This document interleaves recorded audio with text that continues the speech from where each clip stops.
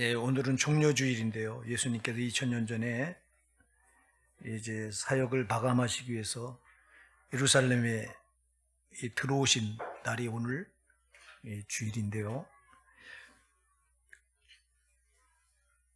예수님께서 들어오실 때 많은 사람들이 종려나무 가지를 꺾고 흔들면서 호산나 다윗의 자손이여 우리 왕이여 하면서 흔들면서 환호했다고 그래서 종려나무 가지를 꺾어 들고 환호했다고 그래서 종려주일이라고 말하는데요.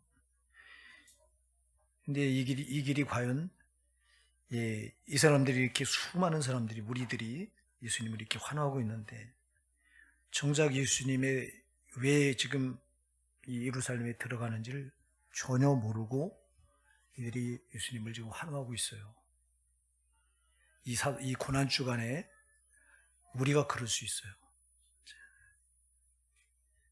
예수님은 지금 십자가에 못 박혀 죽으러 올라가시는 길에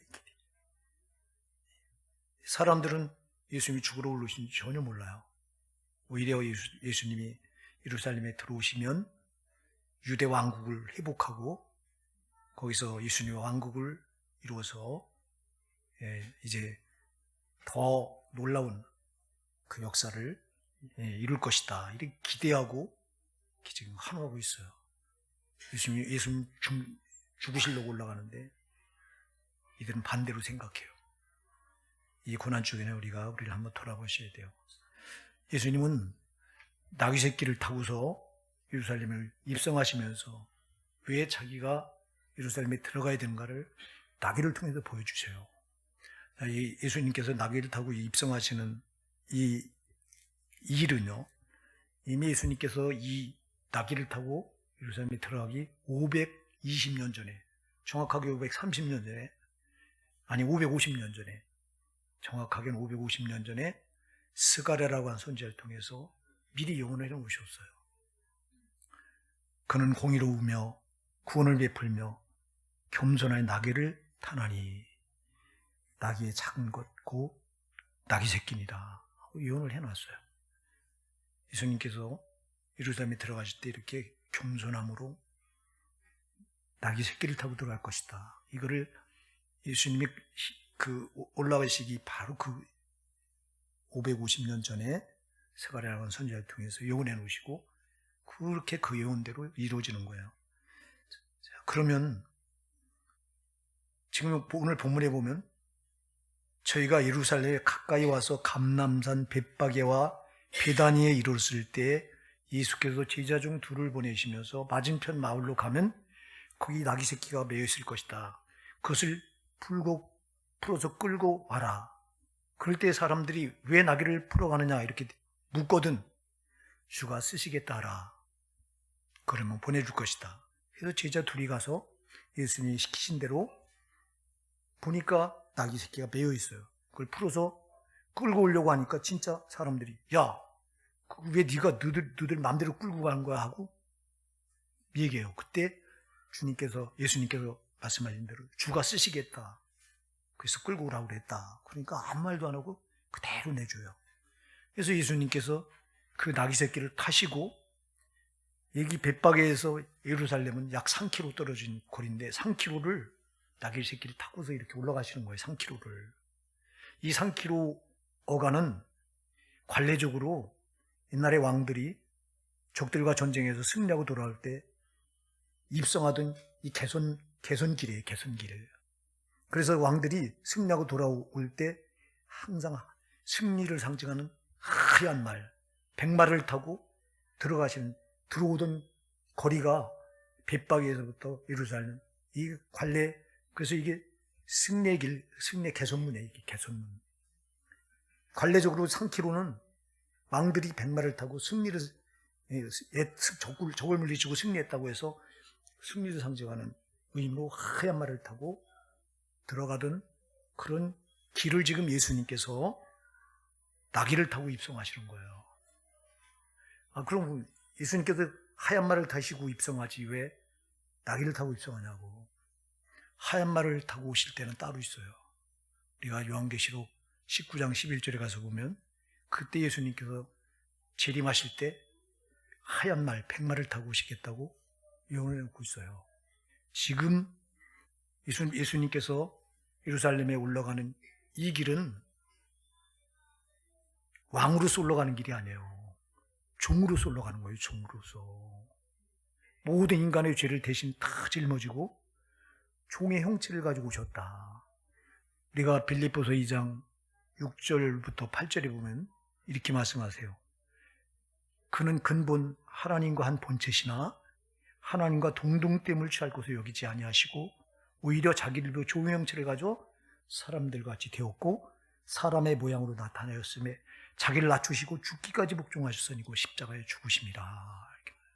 그러니까 종의 형체로 오셔서 모든 사람의 죄를 짊어지고 종으로 올라가는 길이에요. 그래서 나귀를 타고 올라가. 왕으로 오셨으면 백마를 타고 가야지. 백마를 타는 때가 지금이 아니야.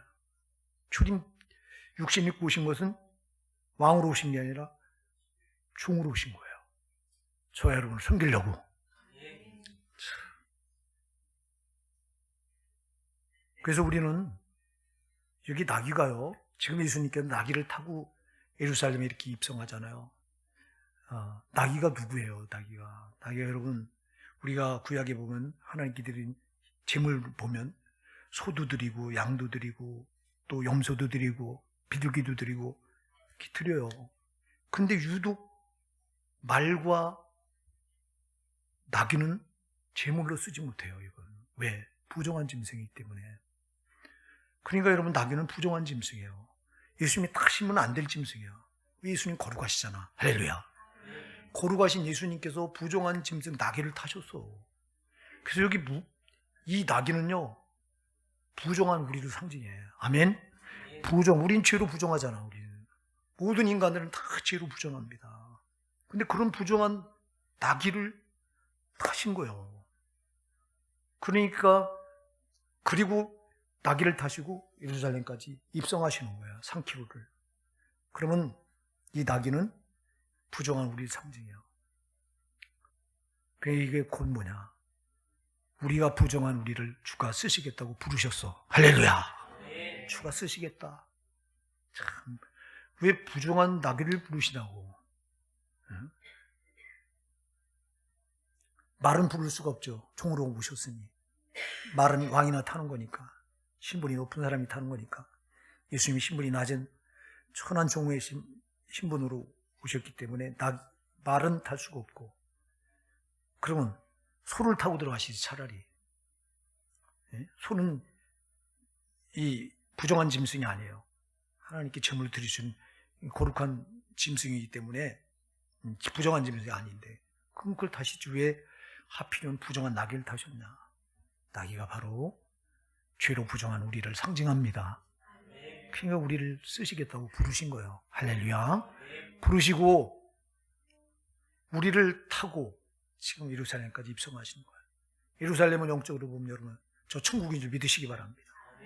그러니까 부정한 나귀가 예수님을 등에 태우고 천국까지 가야 되는 거예요. 아멘. 여러분, 이 고난 주간에 부정한 우리를 주께서 쓰시겠다고 부르셨어. 그러면 우리는 예수님을 등에 태운 나귀예요. 이 나귀가 예수님을 태우고 예루살렘까지 끝까지 가야 돼요. 아멘. 우리가 예수님을 등에 태웠다고 하는 건 예수님과 연합을 말합니다. 연합. 그러니까 이 고난 주간에 주님께 찰싹 달라붙어 있어야 돼요. 우리가 주님을 등에 태워야 돼요. 우리가 주님을 등에 태웠다고 하는 주님을 섬긴다는 거예요. 사실은 우리가 주님을 섬기는 게 아니에요. 주님이 우리를 섬기는 거예요. 주님이 우리를 타셔서 우리를 무겁게 하는 것 같죠?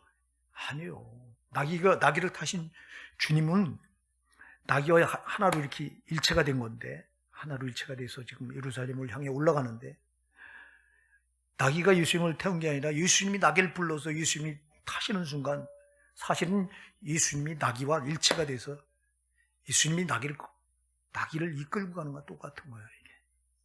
자, 우리는 예수님을 섬기죠, 물론. 근데 우리가 예수님을 먼저 섬긴 게 아니에요. 예수님이 우리를 먼저 섬기셨어요.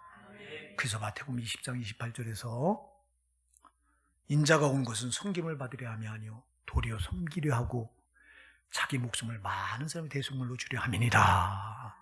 인자가 온 것은 섬김을 받으러 온 게 아니라 섬기러 왔대요. 그래서 예수님 우리를 먼저 섬기셨어. 아멘. 예수님 먼저 낙인을 부르셨잖아. 부정한 낙이 저거 예수님 가까이 둘 수 없는 부정한 낙이를 먼저 부르셨어. 이게 섬긴 거예요.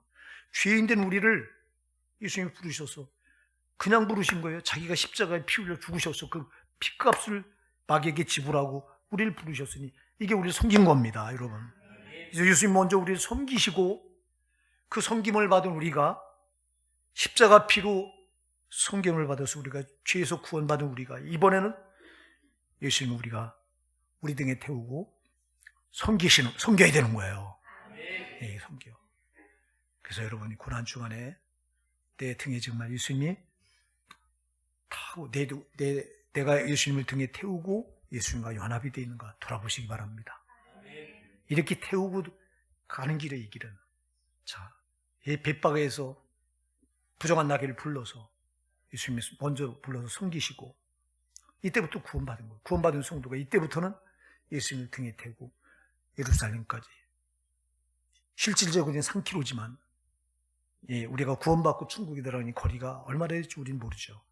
그러나 이 끝까지 천국에 입성해 예루살렘을 상징하는 천국을 상징하는 예루살렘 여기까지 들어갈 때까지는 여러분 등에 태우신 예수님을 절대 내려놓지 마시기 바랍니다. 우리는 예수 믿다가 힘들다고 너무 힘들다고 이러면서 예수님을 내려놓으려고 해요. 예수님을 내려놓은 순간 여러분 그 인생은 끝난 거야. 제가 여러분한테 얘기했잖아요. 우리는 내 등에 예수님을 이렇게 태우는 순간 내 마음대로 절대 내려놓으면 안 돼요. 내려놓을 수가 없어. 이거는 우리가 천국에 입성해서 이제 육신을 벗는 순간 그때 예수님께서 이제 벗겨지는 거예요, 이게. 그래서 우리는 예수님이라고 하는 이 예수님 우리 등에 태운 거예요. 무겁죠. 무겁게 생각하면 무거워요. 그러나 예수님은 마태복음 11장 30절에 말씀했어요. 이는 내 멍에는 쉽고 내 짐은 가벼움이라. 할렐루야. 예수님이 무거운 게 아니에요. 쉽고 가볍대요. 사실은 우리가 예수님을 태운 거지만 아까도 얘기했잖아요. 사실 예수님이 우리를 안고 가시는 길이에요. 할렐루야. 이거 우리가 알아야 돼요. 우린 거꾸로 생각해요. 예수님을 등에 태우고 무겁게 힘들게 신앙생활을 힘들게 어렵게 이렇게 속고 있는 거예요, 여러분. 이는 내 멍에는 쉽고 내 짐은 가벼움이라고 하신 예수님의 말씀을 몰라서 하는 거예요. 오늘 여러분 나귀가 무거워하면서 갑니까? 안 그래요, 지금. 나귀는 아무렇지도 않게 가요. 자, 아까 제가 나귀와 예수님이 일체가 돼서 가는데 나귀는 부정한 짐승이에요. 첫째가 부정해요. 부정한 우리를 예수님께서 부르셔서 자기가 십자가에 피 흘려 죽으시고 그 피로 우리를 씻어서 우리를 정하게 하셨어요. 부정한 우리를. 그리고 쓰시는 거예요, 지금. 나귀는 그래서 첫째 이렇게 부정함을 상징하고요. 두 번째 나귀는 정말 볼품없는 아주 비천한 짐승이에요. 짐승 중에. 말과 비유를 하거든요, 사람들이. 말과 모양이 비슷하잖아요, 나귀가 생긴 게. 말과 나귀를 세우는군요. 정말 초라하고 아주 볼품없고 비천해요. 여러분, 아까도 얘기했어요. 나귀와 예수님이 일체가 돼서 이 나귀는 예수님을 상징한다. 나귀는 먼저 부정한 우리를 상징한다. 근데 나귀는 그래서 부정한 짐승이다. 첫째는. 두 번째 나귀는 아주 볼품없는 비천한 짐승이다.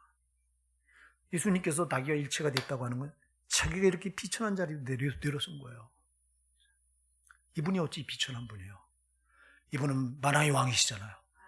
우주 만물을 창조한 창조주시잖아요. 우주 만물의 주인이시잖아요. 이분이 나귀처럼 스스로 비천한 자리로 낮아진 거야. 왜?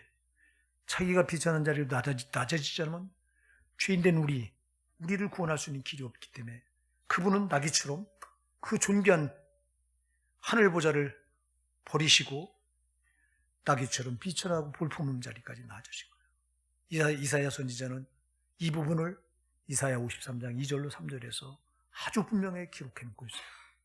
그는 주 앞에서 자라나기를 연한 순 같고 마른 땅에 나온 줄기 같아서 고운 모양도 없고 풍채도 없은즉 우리 보기에 흠모할 만한 아름다운 것이 없도다.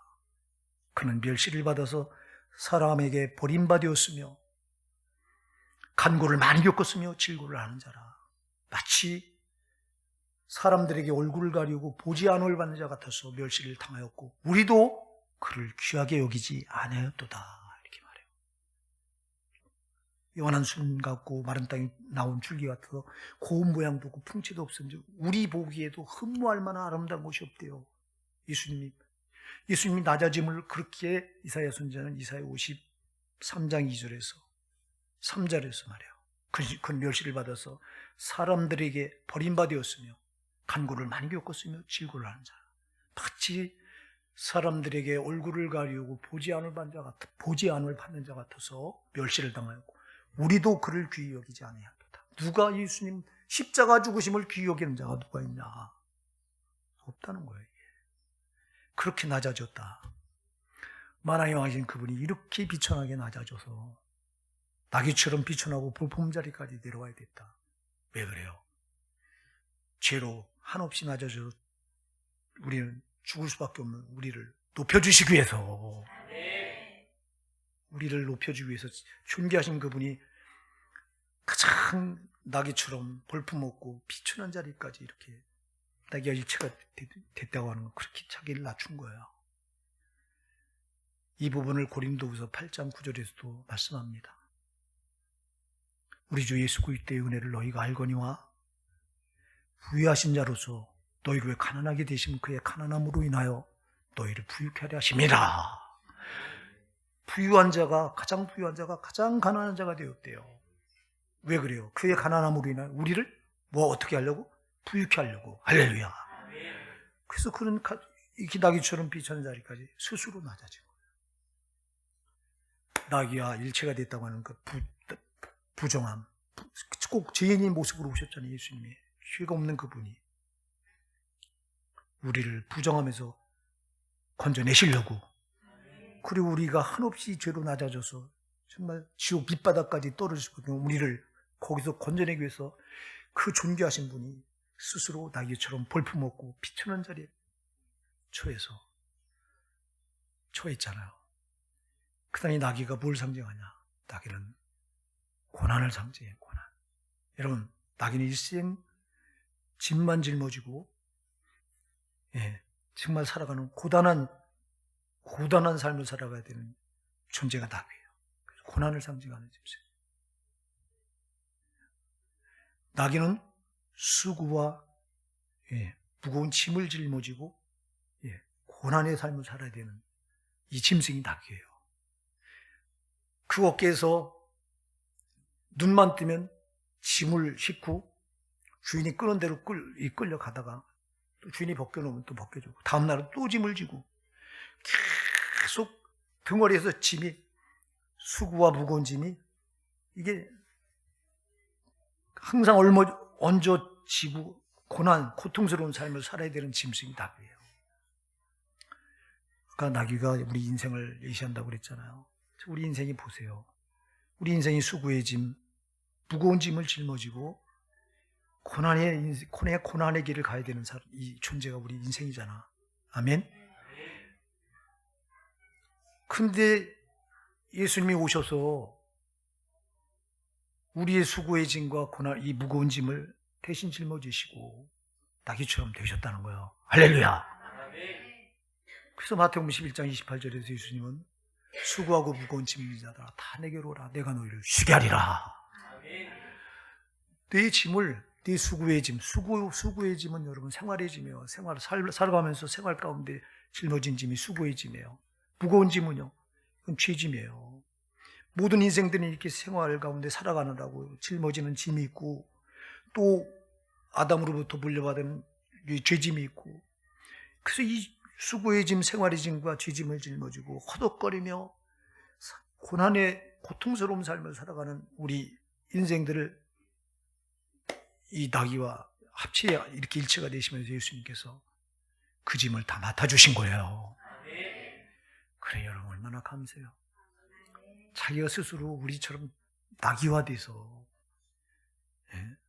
그렇게 되지 않으면 우리 살릴 길이 없기 때문에 이 고난주간에 여러분 정말 주님의 은혜 생각하시기 바랍니다. 우리 예수님은 이렇게 나귀와 자기를, 이 나귀를 타시면서 자기와 하나가 일체가 됐다고 하는 걸 보여주시는데, 이 나귀는 또 어떤 짐승이냐? 나귀는 온유하고 겸손한 짐승이에요. 나귀는 주인에게 대드는 법이 없어요. 말은 주인에게 뒷발질도 하고 승질나면 막 대들고 그래요. 근데 나귀는 절대 주인에게 복종하지, 온유하고 겸손하지 대드는 법이 없어요. 그래서 나귀는 온유와 겸손을 상징한다. 그 예수님이 나귀와 하나가 일체가 됐다고 하는 것은 곧 예수님의 온유와 겸손을 말하는 거예요. 예수님께서 마태복음 11장 29절에서 나는 마음이 온유하고 겸손하니 나의 멍에를 메고 내게 배우라. 예수님은 마음이 온유하고 겸손하세요. 그래서 나귀는 바로 예수님의 온유와 겸손을 상징하는 거예요. 그러니 우리가 예수님을 태웠으니 우리도 온유하고 겸손이 될 줄 믿으시기 바랍니다. 여러분, 이 사순절에 거칠지 말고 막 혈기 부리지 말고, 사순절에 정말 여러분 우리가 혈기 조심해야 돼요. 그리고 교만하지 말고 예수님처럼 내가 낙이라고 하는 걸 여러분 잊지 마시고요. 나귀처럼 온유하고 겸손하셔서 온유하고 겸손한 예수님과 일체가 되시기 바랍니다. 그 다음에 이 나귀는 아까도 얘기했어요. 뭐를 상징하냐? 순종과 복종을 상징하는 짐승이에요. 이 나귀는 주인을 거역하는 법이 없어요. 순종하고 복종해요. 여러분, 우리 예수님이 나귀와 일체가 됐다고 하는 건 그분이 순종하고 복종한다고 하는 걸 의미하는 거예요. 우리 예수님께서 요한복음 6장 38절에서 내가 하늘에서 내려온 것은 내 뜻을 행하려 함이 아니요 나를 보내신 이의 뜻을 행하려 함이라. 자기 뜻을 행하려니까 아니라 나를 보내신 이의 뜻을 내가 복종하기 위해서 왔다. 빌립보서 2장 8절에서 더 놀라운 말씀을 하세요. 자기를 낮추시고 죽기까지 복종하셨으니 그 십자가에 죽으십니다. 자기를 낮추시고 죽기까지 복종하셨다. 그게 곧 십자가에 자기를 죽이시는 거였다 그랬어요. 그러니까요, 나귀는 이렇게 순종과 복종을 상징하는 짐승인데 예수님 자신이 나귀와 일체화 돼서 아버지 뜻에 절대 순종했고 복종해서 자기를 낮추시고 십자가에 죽기까지 복종하셨다. 할렐루야. 그러니까 우리가 살 수 있었던 거예요. 그러니까 우리가 구원받을 수 있었던 거예요. 여러분. 이 사순절에 이렇게 우리 예수님과 나귀는 부정한 우리예요. 부정한 우리. 쓸모없는 나. 죄로 더러워서 도무지 하나님 곁에 갈 수 없는 나. 거룩하신 하나님 곁에 갈 수 없는 나를 거룩하신 주님이 쓰시겠다고 부르셨어요. 그리고 나를 부르신 것만 아니라 이제는 일체가 되신 나를 타시고 예루살렘까지 가시자는 거예요. 천국까지 들어가자는 거예요. 그러니까 여러분, 이 고난주간에 정말 내가 내 등에 예수님을 태웠는가 꼭 돌아보시기 바랍니다. 우리가 신앙생활이 버겁고 힘들고 무겁다고 생각하면 여러분들은 예수님을 태운 게 아니에요. 아까도 얘기했죠. 예수님을 태우면 무거운 게 아니에요. 쉽고 가벼운 거예요. 이는 내 멍에는 쉽고 내 짐은 가벼움이라는 말을 여러분 싫어하지 말라고. 마태복음 11장 30절에서 예수님께서 우리가 예수님이라고 한 멍에를 뱉고 예수님이라고 한 짐을 내 등 위에 얹은 게 이게 무거운 게 아니고 쉽고 가벼운 거래요. 왜 거꾸로 우리가 생각해서 그래요. 우리가 예수님을 태운 게 아니라 예수님이 오히려 나를 태운 거라니까. 아멘. 일체가 돼서 나를 태운 거예요. 내 힘으로 천국 못 들어가니까, 예루살렘에 내 나귀 힘으로 못 가니까, 부정한 나귀가 못 가니까 나를 등에 태워서, 사실은 예수님이 나귀 등에 탄 게 아니라 영적으로 보면 먼저 예수님을 속여서 예수님이 나를 자기 등에 태운 거예요. 그러니 예수님 품에서 떠나지 마시기 바랍니다. 고난주간에 특별히 여러분 기억하세요. 사탄은 예수님을 무겁게 만들어서 여러분을 예수 믿는 걸 정말 무겁게 하고 힘들게 해서 어떻게 예수님을 내려놓으라고 바라 그래요, 저게요. 오늘 이 자리에 여러분 그 속아서 신앙을 힘겹게 붙들고 있다 나오신 분들은 오늘 이 말씀 앞에서 철저히 회개하시고 다시 예수님을 태우십시다. 예수님 무겁다고 내려놓지 마세요. 무거운 게 아니에요. 자꾸 속여서 속으니까 무거운 거지, 여러분. 우리가 예수님께 가까이 가서 예수님 내 등에 태워보신 분들은 경험했잖아요, 이거. 우리가 예수님과 일체가 돼서 연합이 될수록 그분이 우리에게 부어주신 은혜로 얼마나 모든 게 기쁩니까, 막. 그렇잖아요. 힘든 게 아니잖아. 예수님과 가까이에서 내가 예수님을 밀착시켜서 그분을 내 뒷머리 태우고 신앙생활하고 있으면요, 힘든 게 아니라 정말 매사가 기쁘다고, 이게. 근데 떨어지니까 힘든 거예요.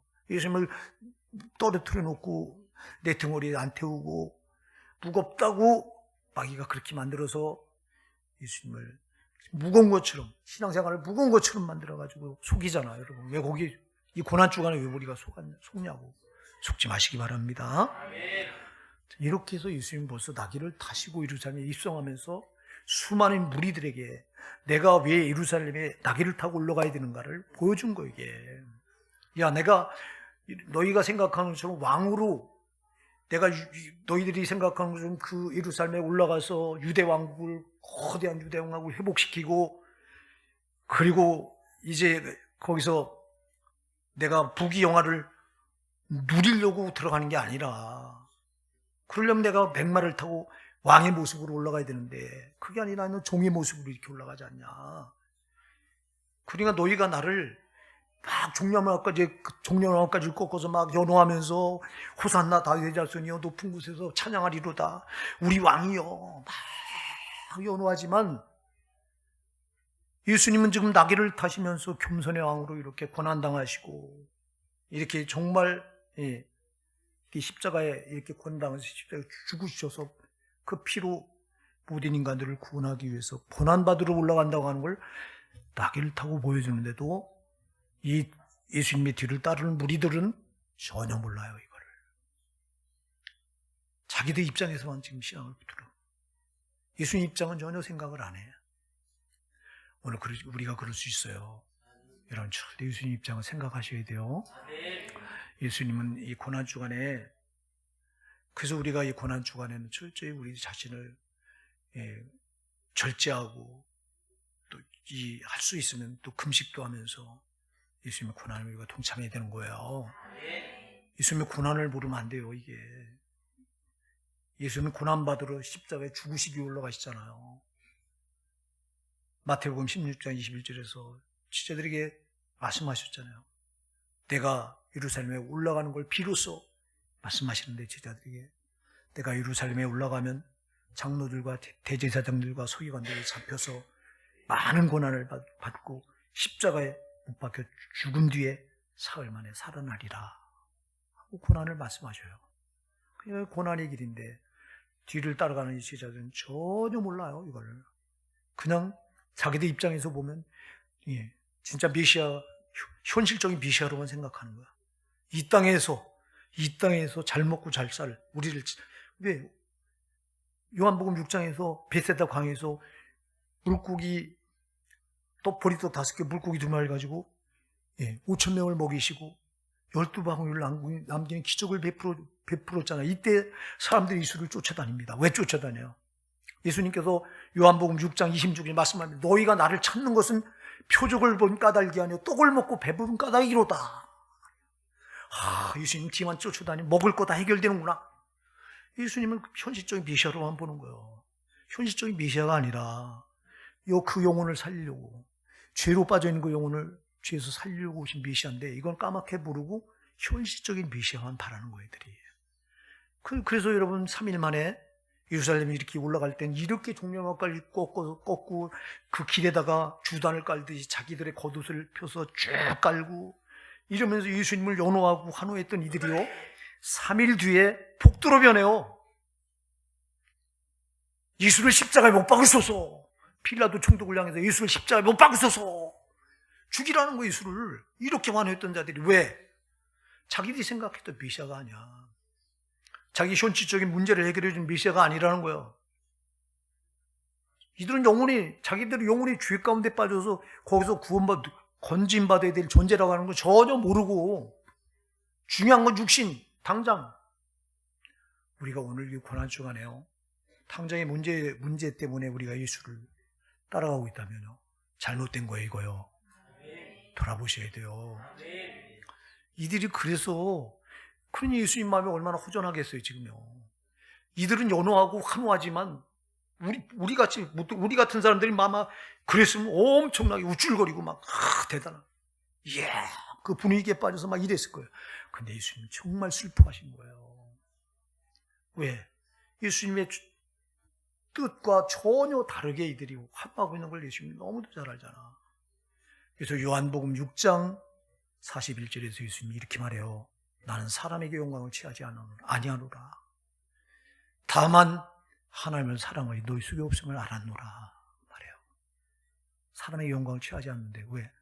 이들에게서 무슨 영광을 취할 거냐고요. 하나님 예수님의 뜻을 전혀 모르고 이렇게 자기들 입장에서 자기들의 배를 채워줄 현실적인 메시아로 이렇게 예수님을 오해하면서 그 종려나무까지 꺾어서 흔들고 환호한들 예수님 마음이 기쁘시겠어요? 이 영적인 깊은 뜻을 모르는 목사님들은 이 설교를 할 때 예수님이 얼마나 영광을 받으시냐고 이래요. 지금 이 사건은 영광을 받은 사건이 아니에요. 예수님 마음을 전혀 모르면서 이 종려나무까지 흔들고 꺾어댄 무리를 보고 예수님이 지금 슬퍼하시는 내용이지 영광을 받은 내용이 아니에요. 그런데 많은 목사님들이 이게 영광을 받은 거래요. 예수님과 전혀 뜻이 다른 이들 무리가 3일 뒤에 폭도로 변해서 예수님이 십자가에 못 박으라고 이칠 것을 주님 모르십니까? 다 아는데 무슨 영광이요. 여러분 과연 우리가 이 고난주간에 예수님의 뜻을 헤아려서 그 고난받으러 들어가시는 오늘 예루살렘에 입성하시는 그 예수님의 마음을 헤아려서 그 예수님의 뒤를 따르고 있는지 아니면 예수님의 뜻을 전혀 모르고 우리도 여기 무리들처럼 예수님과 전혀 사이클이 안 맞는 신앙을 붙들고 예수님을 환호하고 있는지 돌아보셔야 돼요. 이런 신앙 우리가 붙들 수 있어요. 그래서 이 고난주간에는 특별히 주님의 뜻을 더 깊이 묵상하시고 특별히 나 같은 죄인을 구원하시기 위해서 예수님이 어떻게 고난당하셨는가, 어떻게 십자가에서 칼갈이 살을 찢기시고 단 한 방울의 물과 피를 다 쏟지 않으면 안 되셨는가, 이 고난을 여러분들이 깊이 묵상하시기 바랍니다. 우리가 금식을 하는 이유도요, 예수님의 그 고난에 어떻게 하면 한 발이라도 가까이 갈 수 있을까. 우리가 금식을 해보면 힘들잖아요. 괜히 요 조그만 힘든 것도 예수님이 십자가에 죽으시는 그 고난에 비하면 내 조그만 고난 아무것도 아닌데, 이 금식하는 조그만 고통이 아무것도 아닌데 우리는 이것도 견디기 힘들어하는데, 근데 예수님은 그 엄청난 십자가 고난을 누구를 위해 당하셨냐고. 나를 위해서 당하셨잖아요. 여러분을 위해 당하셨잖아요. 여러분. 그럼 우리가 이 고난을 알지 못한다면 어떻게 내가 구원받았다고 말하냐고. 예수님의 십자가 고난을 모르면요, 구원받은 사람이 아닌 거예요. 여러분이 예수님 십자가 고난의 일체가 돼서 그 고난이 나에게 전달될 때 비로소 내가 예수님의 십자가 고난을 만나야 내가 구원받은 사람이지, 십자가 고난을 모르는데 무슨 구원받은 사람이냐고. 그러니까 이 고난주간에 엉뚱한 짓 하면 안 된다고. 우리가 내가 즐거워하는 거, 내 육신이 좋아하는 거, 쾌락 안 된다고. 그래서 이 고난주간에 우리가 육식이라도, 우리가 육식을 즐거워했더라도 고난주간만큼은 절제하고 먹지 말고, 왜 조금이라도 내가 예수님의 고난을 조금이라도 좀 동참하기 위해서 그렇게 지내야 됩니다. 그래서 금식도 하고, 그러나 아까도 제가 계속 말씀드린 무리한 금식은 하지 마시고요. 여기 육신이 여러 가지 병약한데 억지로 이렇게 금식하라는 건 아니에요. 주님은 그걸 원하지 않아. 주님은 우리가 건강해서 정말 내가 성령의 인도함 따라서 내가 성령이 감동하는 대로 금식한다면 이거는 주님이 굉장히 기뻐하시는 금식이지만 내가 되지 않는데도 육신에 받쳐주지 않는데도 무리하게 금식하는 건 이건 하나님 원하시는 게 절대 아니에요. 그래서 여러분들이 그런 거는 그걸 못하면 다른 쪽 찾으면 돼요. 예를 들어 여러분들이 핸드폰을 평상시에 많이 보잖아요. 그러면 이 고난주간만큼 핸드폰을 절제하세요. 아멘 하세요. 절제하시라고 좀. 이 고난주간에 여러분 정말 예수님의 고난에 깊이 동참하셔서 우리 정말 그 예수님의 고난을 깊이 만나서 구원받은 하나님의 자녀들이 다 되시길 예수님의 축복해 드립니다.